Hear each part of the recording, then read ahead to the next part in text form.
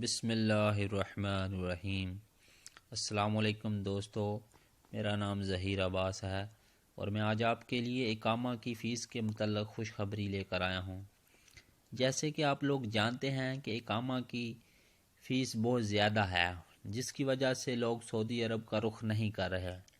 اقامہ face زیادہ ہونے کی وجہ سے بہت سارے لوگ اپنے گھروں کو جا چکے ہیں۔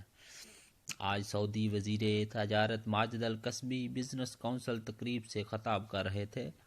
ماجد الکسبی نے کہا ہے کہ تارکین پر ہر طرح کی فیس پر نظر ثانی کا جائزہ ایوان شاہی کو پیش کر دیا گیا ہے۔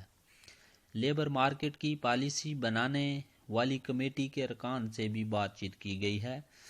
ماجد الکسبی کا یہ بھی کہنا تھا کہ بزنس کونسل کا مقصد تاجروں کے درمیان تعلقات کو مضبوط کرنا ہے اور تجارت و سرمایہ کاری سے تعلق رکھنے والے لوگوں کے مسائل کو بھی حل کرنا ہے۔